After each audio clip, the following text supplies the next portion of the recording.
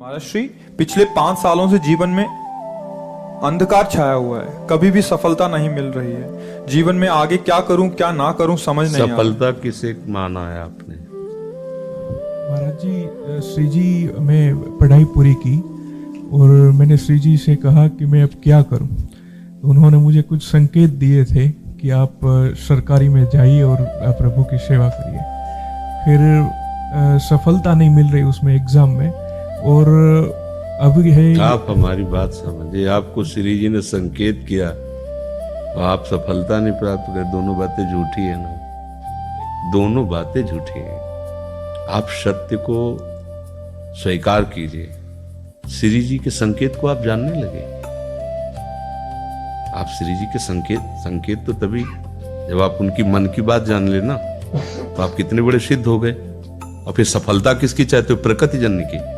आप श्री जी के संकेत को जान जाओगे तो श्री जी के प्रेम की सफलता चाहोगे, लोकवत नहीं। और ये लोक की सफलता, सुनो पहले, प्रारब्ध के अधीन है। इसकी सफलता के लिए श्री जी से प्रार्थना मत करो। हमारी बात समझना।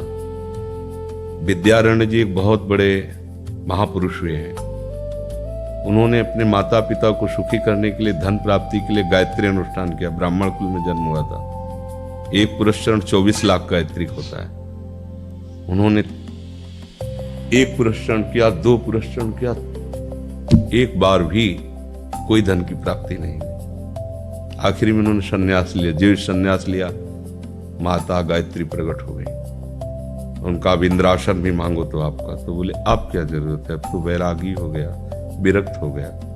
माता पिता भी पधार गए उनकी सेवा के लिए। अर्थ चाहना 23 पुरस्चरण किए, तो आप तब नहीं आई। तो उनका तुम्हारे अनंत जन्मों में ऐसे 24 महापाप थे जिनके कारण मैं नहीं आ पा रही थी। अब वो 23 पुरण से चरण से नष्ट हुए, पुरस्चरण से, और 24वां तुमने संन्यास लिया।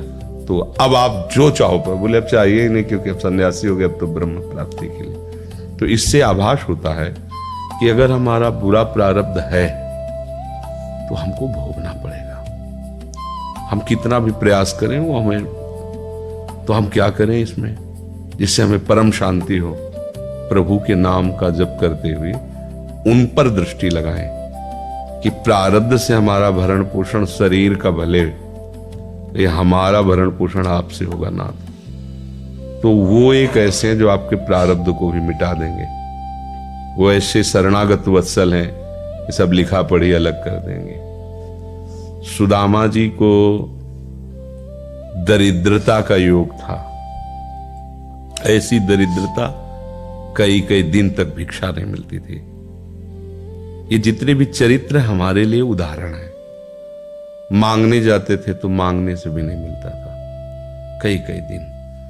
तो एक दिन उनकी पत्नी ने कहा कि हमारा आपका तो चरणामृत से भी गुजारा 2 दिन 3 दिन हो, 4 दिन हो, छोटे छोटे बच्चे तो मर जाएंगे ऐसे।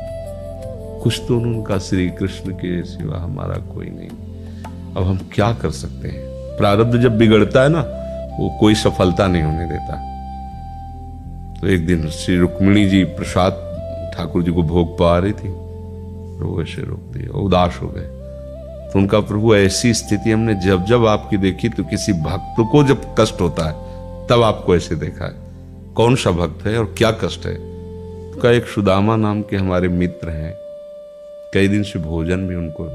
प्रभु आपके मित्र और मैं आपकी दासी, महालक्ष्मी का अवतार रुक्मिणी, आप हुक्म कीजिए। लोक लोक की संपत्ति वहां।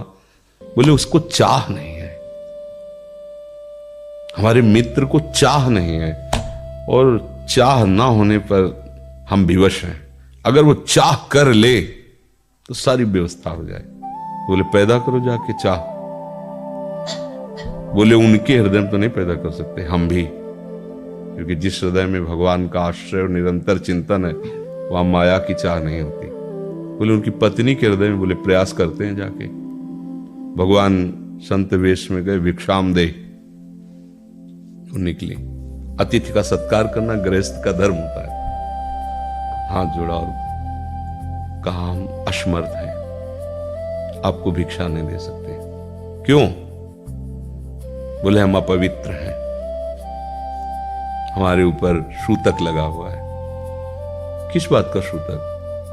हमने एक पुत्र जन्मा है, तो ठीक है हम 10-12 दिन बाद आ जाएंगे। बोले नहीं, आजीवन अपवित्र रहेंगे।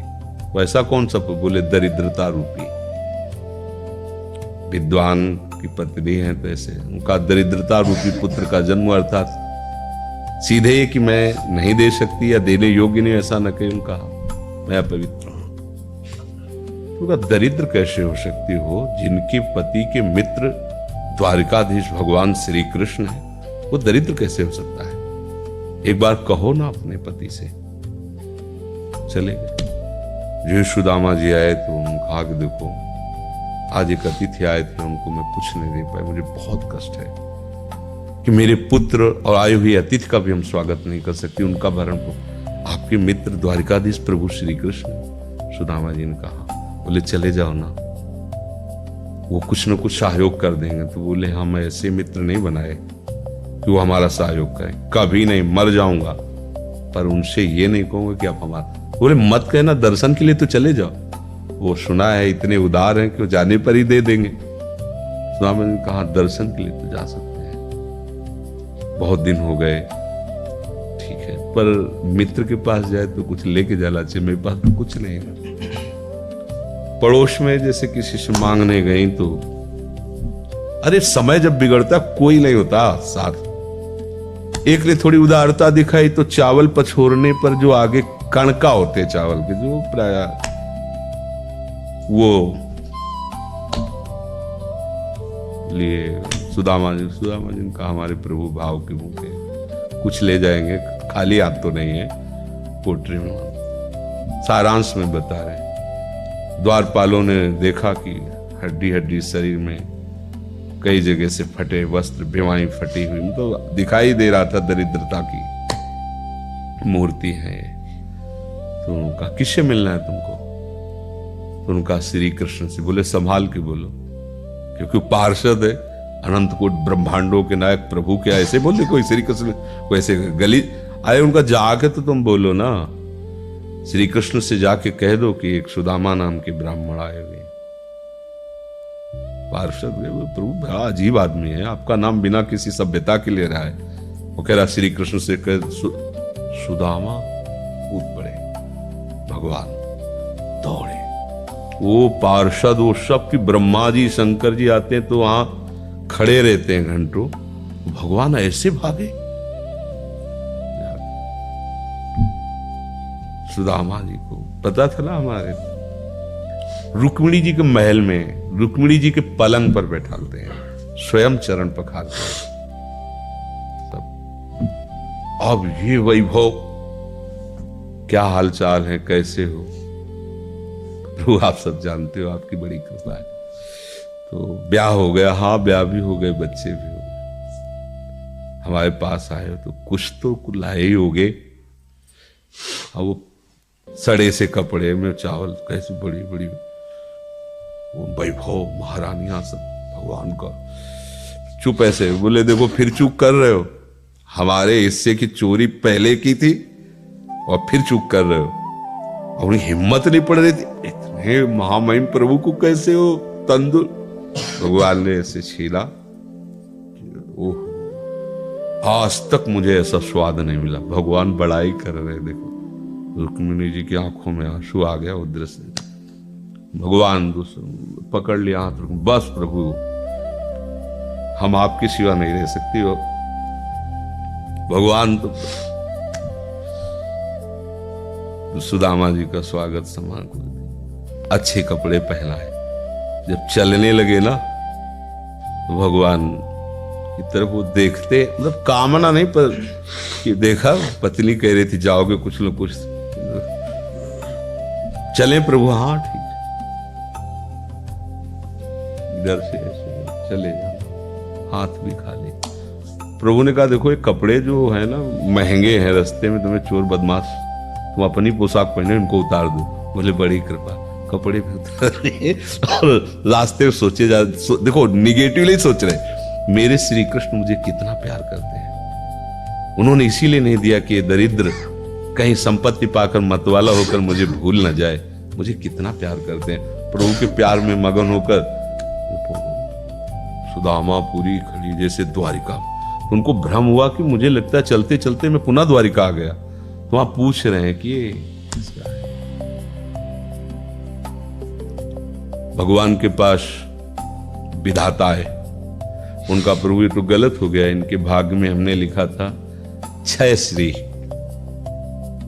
ऐश्वर्य का नाश, जीवन में नहीं ऐश्वर्य, क्षय श्री।